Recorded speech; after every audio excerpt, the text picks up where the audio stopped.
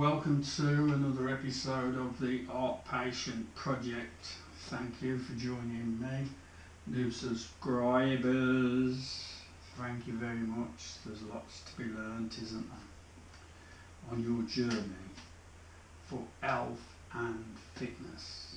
Thank you. Today I'm going to be talking about SLS, sodium lauryl sulphate. It's a mouthful, isn't it?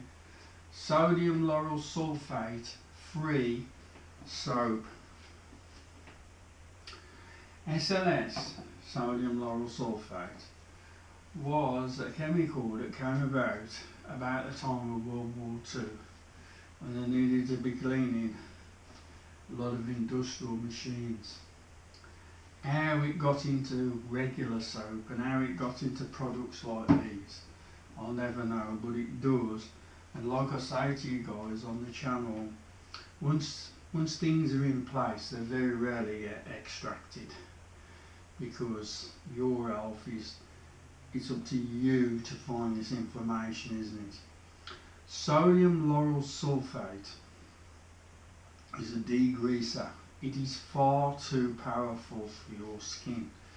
That's the reason many people each year, particularly women, including myself, that's the reason they have so many problems constantly washing up with hot water and chemicals in sodium in the washing up liquid, SLS, and parabens. I'll come on to parabens in a minute.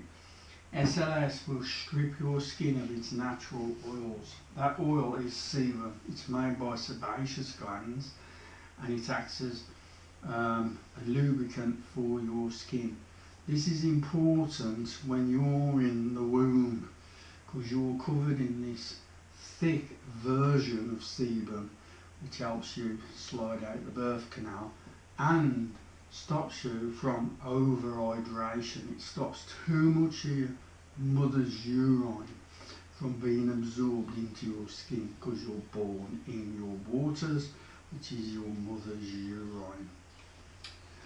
Right, so you've got to avoid, it's no good having all these great foods in your diet if you're still absorbing nasty chemicals that should not be in you.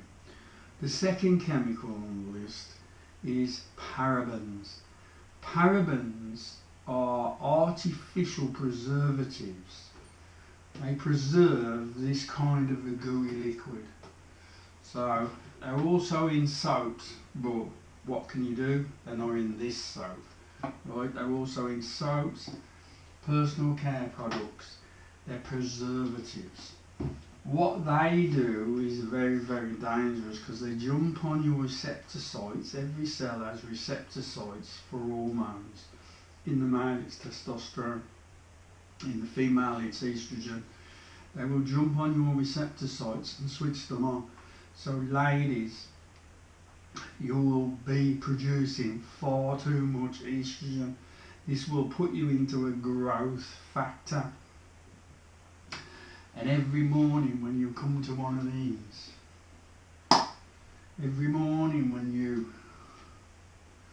boom one of these into your armpits, you're spraying nanoparticles. This is a prime example, guys. Remember I was on about the clot shot, right, and nano. This was one of the early nanoparticles. This stuff ends up in your frigging liver. Your liver, yeah.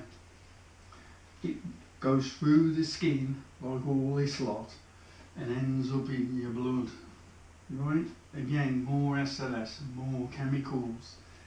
Now you can imagine parabens in this turning growth factors on. You're shooting it here, it's being trapped in the lymphatic system. The lymphatic system is part of the circulatory system.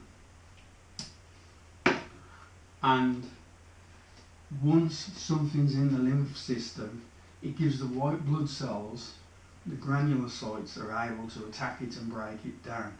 That's the first step in your immunity, in your immune system.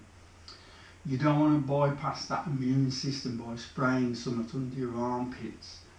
possibly ladies, right, directly, possibly, giving you growth at some point in your breast tissue due to having far too much insulin, estrogen, promoted by parabens, artificial preservatives. So you've got to get rid of parabens, which will give you cancer, and you've got to get rid of SLS. So, lucky for us, there are many people on eBay now making their own soap. This is soap of Marseilles, I'm not promoting it, but I like to use different people's soaps because then we get rid of the two chemicals, don't we? And we become aware of them. These soaps now, this is 125 gram, they come in an absolute range of fragrances which are lovely and are lovely to use. And you've got rid of SLS and you've got rid of parabens, and then you've just got to be on the lookout. You should be stopped doing that anyway, guys. You want to stop doing that. It's highly dangerous. It's not the way to do it. So like I said, there's lots of people making all different kinds of soaps. They're a little bit more expensive, but eventually these people go out of business and these people succeed, see, because you've got something healthy in your personal care regimen that's going to help you not be growing stuff that you're unaware of.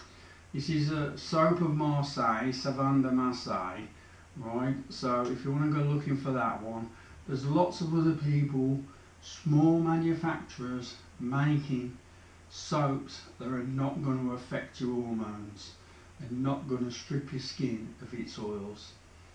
Thank you very much. Watch out for more videos soon.